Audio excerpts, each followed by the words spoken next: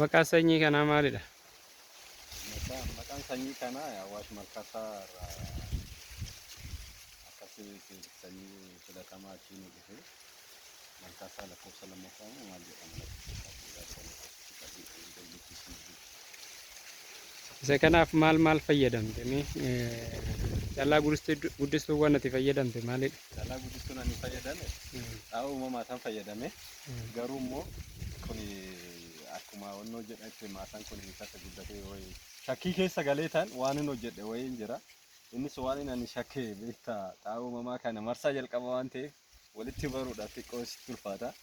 Shakkee raawwadhee ta'an kan tanaan duraatirra fooyyessee xaa'oo uumamaa kana fayyadamee ta'an yuuriyaa kiiloo 25 argatee lafti kun qarxii tokkoo fi gara qarxii lamaa jala deema.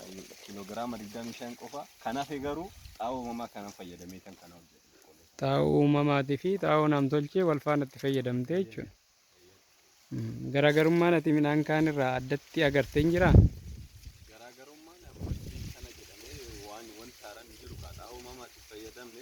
Mataa inni baaseen yoo laaltee. Milkaa'ina qaba bakka. Keessi bakka wannoo xaa'oo uumamaa kana qofas fayyadamee namtolchee sanis osoo kanan dhiisus ta'ee hagas mara waan jijjiirama haaraa naalaa fide jedhee waan itti yaadeen qabu beektaa garuu milkaa'ina kun amma tokkichisaa mataa lama gadi hin jiru baay'ina.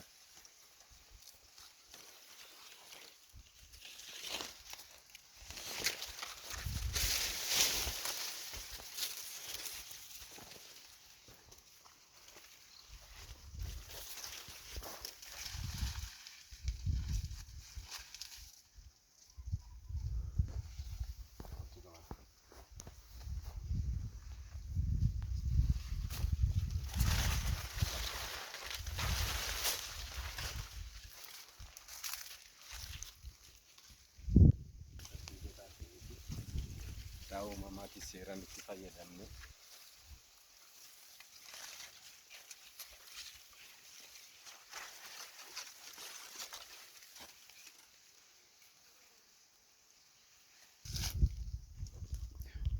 Okay, boqqoolloon kun boqqoolloo sanyii naannoo keenya naannuma keessatti oomishamedha. Sanyii naannoo keessatti oomishamee raawwate kan ollaa kiyyaati maasichi yommuu kan garjallaa reefuu daawwatan kana. Kun amma tokkoffaa hin fayyadamne xaa'oo barbaachisu sanii keemikaala sagas maras hin fayyadamne wanta barbaachisu xaa'oo uumamaatis ta'ee xaa'oo naannoo hin fayyadamne. Kanumaaf jijjiiramni amma asitti kan reefuu laalleetii fi kan kanarraa kan amma laallu kan jijjiirama sinisiin argitan jedhee fayyadaadha. Osoo fayyadamee waan tokko waan wayii muraasa wayiitillee taatu tasantuma muraasa illee taatu wayiin dabalaa jedhee kan yaadatu bifa kana.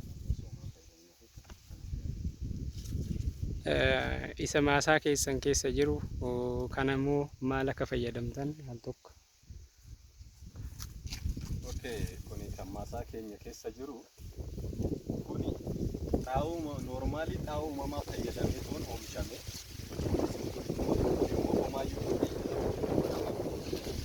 Xaa'oo uumamaati fakkaatu xaa'oo uumamaatiin oomishame jechuudha. Marsaa sadii ol irra deddeebi'ee keemikaala kana fayyadame. Dura jalqaba babbaaqsaa jedhama akka seera afaan oromootiin keechaan qotame. Keecha qotameenna yeroo inni xaa'oo namtolchee barbaadu sanitti torbeedhaan marsaa sadiin irra deddeebi'ee keemikaala kana mana kiyya waan jiruuf gatiis baasii nan qabu meeshaan kiyya waan ta'eef ofumaa kiyya humna kiyya bicha haasaa itti godhee kan harka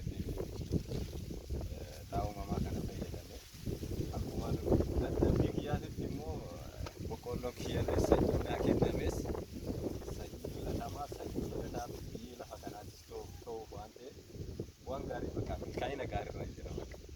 Qonnaan bulaa ollaa keetii kana maal gorsita?